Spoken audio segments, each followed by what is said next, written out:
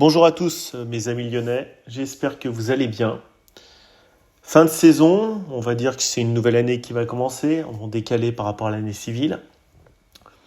Et on souhaite les meilleurs vœux et les meilleures intentions du monde aux gens qui forment le club et le constituent. J'ai quelques préconisations comme ça, quelques constats, parce que, comme dit Giuliano, comme dit Thomas, comme dit Constant, comme disent tout le monde, Antoine ou autres, on retombe systématiquement sur les mêmes constats, systématiquement, tous supporters lyonnais confondus, public ou pas public, on a le même constat, il n'y a pas d'exigence.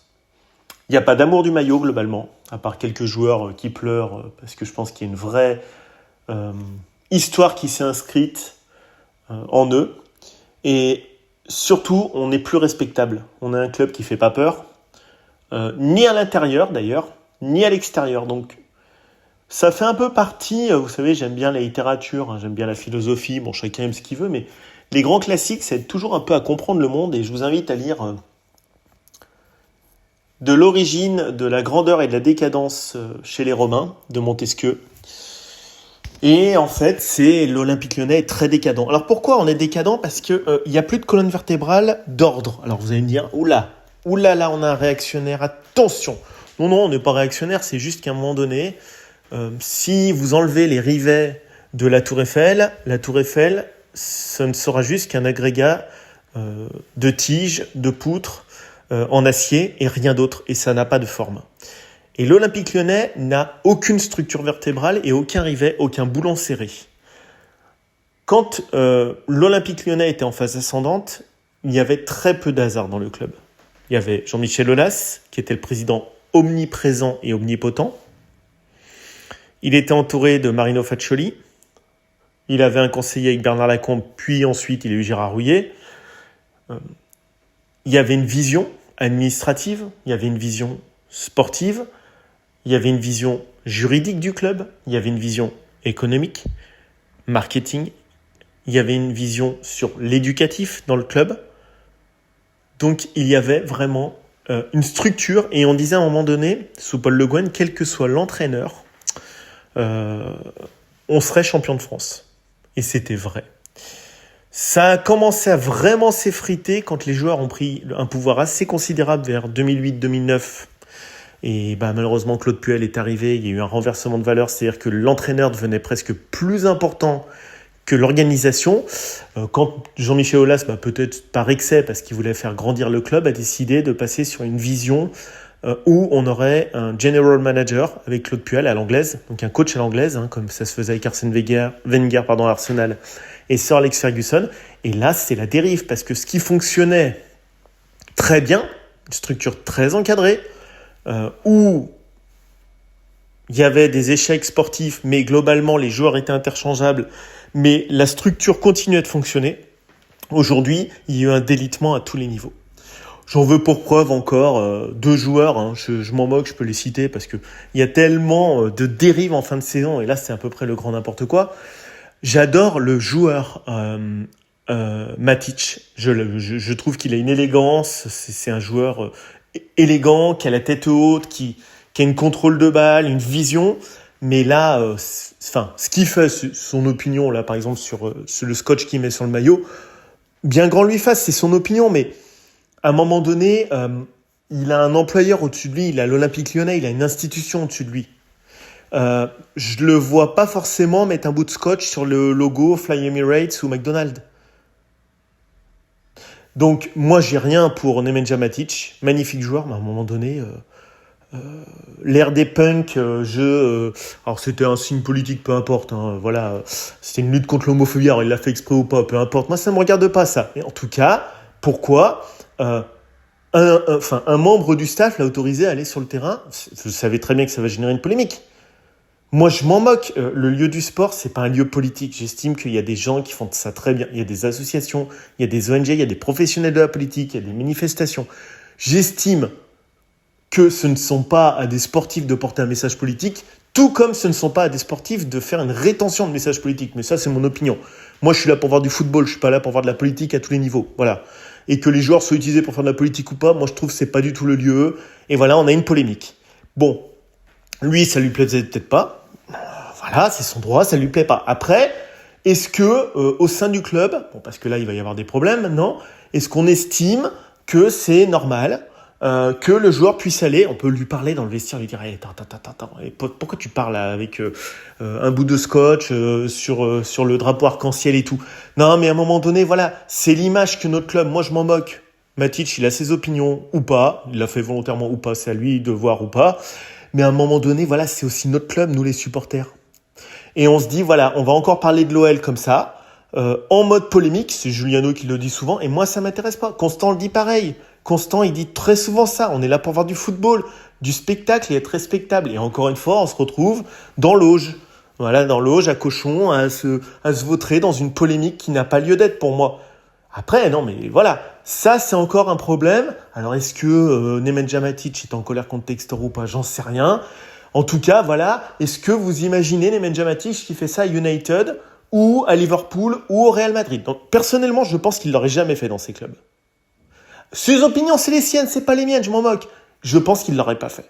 Avec un maillot qui a un poids comme ça sur les épaules, un grand club, j'emploie, voilà, je vous sors des grands clubs comme ça, il ne l'aurait clairement pas fait. Donc les joueurs sont au-dessus du club. J'en ai un deuxième exemple.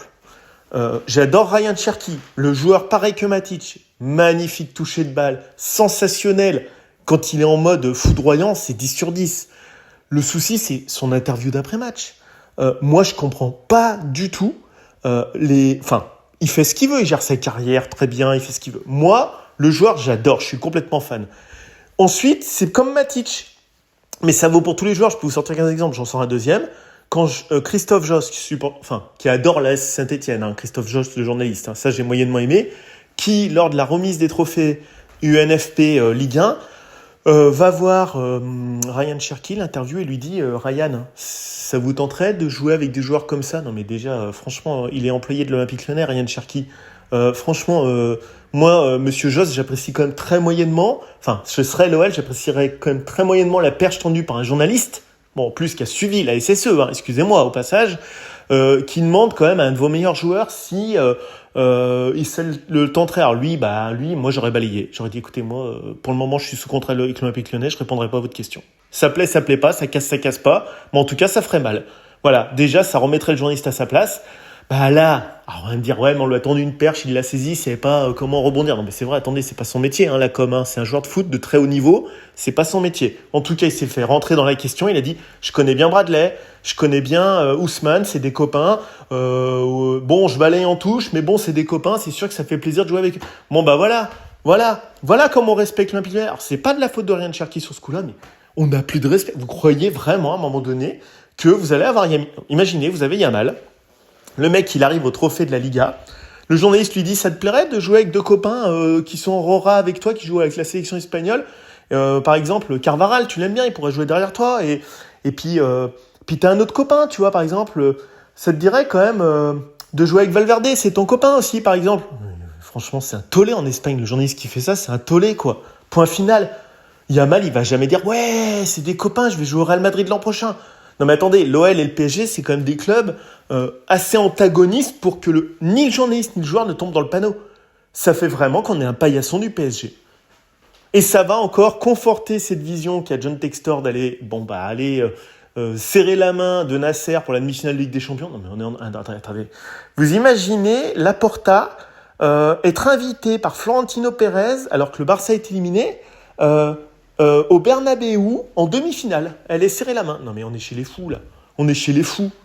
On n'est plus respectable. Ryan Cherki, dernière anecdote, alors là il a balancé un peu 2-3 scuds dans l'interne, il a dit voilà, c'est certainement mon dernier match avec l'OL. Petit rappel, il est quand même sous contrat, il est quand même extrêmement bien payé alors qu'il n'est pas international. Juste, il est payé quand même 3 fois plus cher en salaire que Malik Fofana, qui est international belge. J'adore le talent du joueur, ça ne remet pas en cause. Après, il dit, voilà, moi, c'est certainement mon dernier match. L'an dernier, ça n'a pas été juste, j'ai toujours respecté le club, je me suis retrouvé dans le loft. Ça, c'est vrai. Par contre, il ne peut pas dire, ça fait déjà 2 fois de suite qu'il tend des perches pour le mercato. Ensuite, qu'est-ce qui nous fait? Il dit, moi, j'ai pas été respecté en interne et tout. Bon, bah, c'est vrai que c'est quand même le club qui t'a juste donné ta chance pour devenir professionnel. Donc, bon, c'est quand même pas top. Alors, il remercie Jean-Michel Aulas et John Textor quand même. John Textor quand même, l'adverbe, c'est quand même celui qui te salarie au passage. Non, mais moi, franchement, c'est pas contre le joueur. Lui, il sort ça. Ah, il est jeune, il a 21 ans, 22 ans, mais fut un temps, aucun joueur de l'OL ne se serait permis de sortir des trucs comme ça. Ni Matic avec son bout de sparadrap sur l'épaule, ni Ryan Cherki. Bon, bah voilà, je critique des mecs en interne, je me vois déjà presque au PSG, je me vois déjà presque là, machin. Bon, il fait des appels de pied au club, on l'a senti, mais donc, en faisant plus en plus il fera d'appels de pied, moins on le vendra cher. Donc, c'est pas top pour le club. Voilà, c'est tout. Moi, je vois plein de trucs comme ça. Pareil, Oussem Aouar qui est parti gratuit. Moi, j'adore Oussem Aouar, le joueur, mais il est parti gratuit. Alors après, ils nous sortent toujours, on adore les supporters, Ryan Cherki et Oussem Aouar. D'accord, si vous aimez les supporters, bah, au moins, et votre club, donnez de la valeur marchande à votre vente. Aidez le club qui vous a formé depuis que vous êtes tout petit, qui touche un max de blé, afin qu'il puisse réinvestir dans des jeunes de Lyon et autour. C'est ça qui est important. Comme l'a fait Karim Benzema, comme l'a fait Cacré. Faites jouer le jeu jusqu'au bout. Comme l'a fait Tolisso quand il a été vendu 42 millions. Comme l'a fait Alexandre Lacazette quand il a été vendu 50. Commencez pas à dire que vous êtes sur la liste du mercato, sachant que vous allez perdre 10 millions d'euros rien qu'en l'annonçant ou au trophée UNFP. C'est pas cool. Après, c'est pas la peine de demander aux supporters. Aider les jeunes du centre de formation. Voilà, moi je trouve ça moyen. Alors, je doute pas de leur amour du maillot. Ils aiment certainement, parce que c'est leur club depuis qu'ils sont tout petits. Mais bon, on sent que c'est trop petit. Ils le disent. Ça me gêne. On n'est pas respectable. Je comprends que les joueurs soient dans cet état d'esprit. Je comprends. Bon, à un moment donné aussi, voilà, Textor, qu'est-ce qui va aller voir Nasser El Khelaifi au PSG? Qu'est-ce qui va aller au Parc des Princes faire ça? Alors on va me dire, ouais, mais il est dans la merde financièrement. Bah, fallait pas acheter le club. Excuse-moi, si t'es trop juste financièrement, ce que je dis depuis le début. Moi, je préfère descendre en Ligue 2 parce qu'on n'a pas trouvé de repreneur, parce que c'est compliqué, machin, et qu'on ait un vrai projet. Comme le dit Pascal Duprat, il dit la SSE a plus de projets que l'OL. Ouais, je pense. Alors, il aime pas l'OL, mais il a raison. Il a un repreneur milliardaire. Alors là, cette année, il s'effondre, ils vont peut-être rebondir. Nous, aujourd'hui, on n'a pas de projet. Comme dit Thomas, on court après un projet. Donc, on comprend mieux. Et là, je vais défendre quand même, parce que j'ai été moyen sympa, mais je comprends aussi Matic, je comprends Cherki, ils veulent prendre un max de fric. Il n'y a plus d'amour du maillot parce que les employeurs ne rendent pas le club respectable. Absence de projet, aller faire le paillasson au Parc des Princes devant quand même un club ennemi, parce que les clubs, on n'est pas copains. Moi, je suis désolé, je suis pas pour le PSG en finale de Ligue des Champions. Hein. Vous verrez... Non mais, il n'y a qu'en France que tu vois ça. Tu crois que le Barça est en finale, les mecs en face sont pour le Real. Non mais on est chez les fous. L'Inter est en finale, il n'y a aucun mec du Milan AC qui va supporter l'Inter en finale. Ce ne sont pas des sélections, ce sont des clubs. Qu'est-ce qu'ils me racontent, les mecs? Les foot français, ils gagnent. Non, moi, le PSG, c'est pas mon club. Hein. Alors, tant mieux s'ils gagnent pour eux, mais moi, c'est pas mon club. On n'est pas copains. Un club, par définition, c'est une structure fermée. C'est pas une structure publique. On n'est pas une nation. C'est un club de foot. Non, mais ce club, il faut vraiment qu'on remette les rivets à l'endroit et qu'on redevienne respectable. Et les joueurs, au lieu d'aller quémander avec leurs agents, toc, toc, toc, on veut 100 000 de plus, toc, toc, toc, on veut 200 000 de plus, mais après, on utilise les réseaux sociaux pour se mettre en avant, on fait ce qu'on veut, on fait des déclarations tapageuses parce qu'on a envie de presser le mercato et de sortir, mais au détriment du club aussi, parce que c'est ça qui me gêne. Quand on est formé au club, on peut pas... Moi, j'estime qu'on a quand même ce besoin de rendre au club ce qu'il a apporté. C'est pour ça qu'il y a eu les clauses des pourcentages de clubs formateurs à la revente. Parce que j'estime, voilà, on est formé, on a une autre chance. Tout le monde n'a pas sa chance, des super joueurs, j'en connais plein. Des mecs qui ont été au centre de formation, tel truc, j'ai déjà joué avec eux au foot, puis les mecs, ils n'ont pas percé parce que c'est super chaud de percer. Donc quand on a la chance de se voir offrir une chance, eh ben, on remercie son club formateur en partant quand une annualité de transfert. Moi, je préfère, personnellement, c'est mon opinion. Après, chacun fait ce qu'il veut. Mais je pense pas que Pedri, demain, il quittera le Barça gratos. Ou il irait dire, j'ai envie de partir, j'ai assez donné au club. Bon, c'est bon, t'as fait une saison réussie sur 6, Ryan. Même si t'as énormément de talent, essaye que ton club gagne bien sa vie derrière, quoi. Même pour toi, même pour ton image, ça veut dire que t'es quand même un gentleman quand tu pars. Ça, c'est important. Voilà, c'est ces petites attitudes. Alors, c'est pas non plus mort d'homme, on est d'accord. Mais ça prouve qu'il y a un dérèglement. Il faut un capitaine à la tête de ce club. Un vrai capitaine, un mec qui soit incontesté et incontestable pour être incontesté. Bon sang, c'est ce que je souhaite en bonne résolution du club. Je le souhaite de tout mon cœur, parce que si on n'a pas un chef qui nous montre le chemin, qui nous ouvre la voie, on est cramé. Même s'il y a des divergences sur le fond, c'est lui le chef et on se met en bataille derrière lui. Si on n'est pas en bataille, joueurs, supporters, cadre administratif, c'est mort. On n'y arrivera pas. Et là, c'est la pagaille. C'est pour ça que je critique pas vraiment les joueurs. Je dis sur 2 exemples comme ça. J'aurais pu en sortir d'autres. Lucas Perry, bah oui, sa femme accouche au Brésil et il rate le derby. Alors, je pense qu'il y a des très très bonnes cliniques en France. Il a gagné très bien sa vie. Moi, j'aurais préféré. Alors, vous allez me dire, oui, c'est sa vie privée et tout. D'accord. Mais il a un véritable impact. Sa vie privée a un énorme impact sur sa performance sportive. Parce qu'à Manchester, il n'était pas dedans. Et également sur le club. Parce que si le Havre ne nous sort pas un petit miracle à la dernière seconde, une Panenka qui vient de je sais pas d'où, on n'est pas en Coupe d'Europe. Hein. Juste comme ça. Donc, le fait que votre gardien titulaire soit pas présent contre Saint-Etienne, le match qu'on perd, alors que Stassin, il met une frappe à 25 mètres qui est arrêtable par un gardien qui est titulaire. Je dis pas que Descamps, il a pas de talent. Je dis juste qu'il est pas en jambes. Et un gardien, il a besoin de repères et être en jambes. Eh ben, Lucas Perry, son absence peut nous coûter vraiment très très cher en dizaines de milliers d'euros. Alors vous allez me dire, ça vaut pas une vie humaine, son enfant et tout. Non mais d'accord, il signe quand même des gros contrats. Bon, après, il est pas là. C'est quand même vachement problématique. Quand on me dit, ah mais Tagliafico, oui, il a reçu des menaces ou je sais pas quoi, donc sa femme est partie. Mais c'est compliqué pour lui de se projeter mentalement. Que le club fasse le maximum pour que les joueurs soient pas cambriolés, pour que les joueurs soient pas braqués, pour qu'ils soient dans les meilleures dispositions possibles sportivement. On a besoin du top niveau. Et ben, si le club doit investir dans la sécurité, ils investiront. Parce qu'il faut que nos joueurs soient hyper bien mentalement dans leur vie privée. Ils soient hyper bien. C'est vrai que moi, je me mets à la place de Casperi. Le club lui dit, t'as le droit de partir au Brésil, ta femme accouche. Je pense que les 15 derniers jours, le mec, il y est plus. Je le comprends, je me mets à sa place. Ça veut dire que le club, il n'y arrive pas. Il n'arrive pas à encadrer le joueur de minuit à 23h59. C'est pas possible. C'est tellement d'argent qu'ils doivent avoir du personnel autour d'eux, les joueurs. Coach sportif, coach mental, nutritionniste, les aider à s'impliquer, garantir leur sécurité. Il y a trop de fric en jeu pour pas payer du personnel à côté. Intégration linguistique, voilà, tout. Il faut que leur vie, elle soit hyper réglée comme dans les grands clubs. Alors vous allez me dire, oh, c'est un truc de fou. Ben non, parce qu'au final, il y a trop de dérèglements dans leur vie. Lacazette, il rentre chez lui, il est cambriolé, c'est super pour lui. Il passe un super moment au stade, il est ému, il pleure, il rentre chez lui, il est dégoûté, il se dit, bon, finalement, je passe un super moment au stade, je suis applaudi, derrière, je suis braqué. Voilà, bon, c'est super. C'est super, bah le mec, il garde quoi? Il dit, bon, finalement, je suis bien d'arrêter. Je suis bien de me casser, j'en peux plus, j'ai 3 gosses, j'en ai... Parce qu'il vient d'avoir son 3e enfant, il y en a un qui met sur Internet, et ben, il a raison de se casser. Franchement, c'est trop le bordel. C'est trop le bordel. C'est trop le bordel. Franchement. Donc, à un moment donné, moi... ce qui me fait rêver, c'est quand c'est de la haute couture, le football. C'est pas censé être de l'amateurisme. Comme nous, on le fait, supporters, nous, on est des amateurs.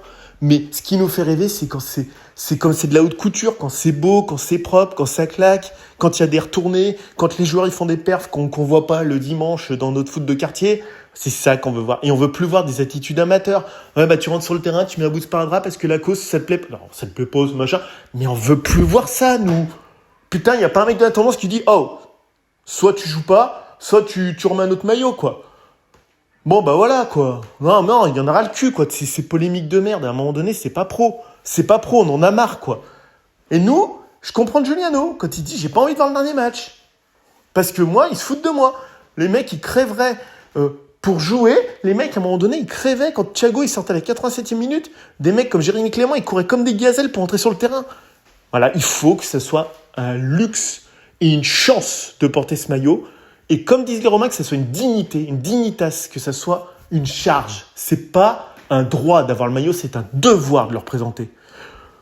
Je fais un comparatif religieux en ce moment, vous avez vu, bon après vous aimez pas, il y a le pape, bah, il va passer la fin de sa vie à être pape. Il n'aura pas de vacances. C'est une charge. Empereur romain, c'était une charge. C'est pas une gratification. On est joueur de l'OL, c'est pas une gratification, c'est une charge de représenter ce maillot. Alors, vous gagnez très bien votre vie, c'est une charge. Ça veut dire qu'une charge, c'est-à-dire que vous la portez comme un fardeau, c'est dur, mais ça veut dire que mentalement, c'est vous qui êtes en dessous du maillot et du blason. C'est pas le joueur qui est au-dessus. Voilà, j'ai fait un édito un petit peu coup de poing, désolé, mais tant qu'on ne sera pas coordonné derrière un chef et qu'il ne sera pas John Textor, je pense qu'on pourra avoir des résolutions tant qu'on veut, mais ça ne changera pas. Bonne journée à tous.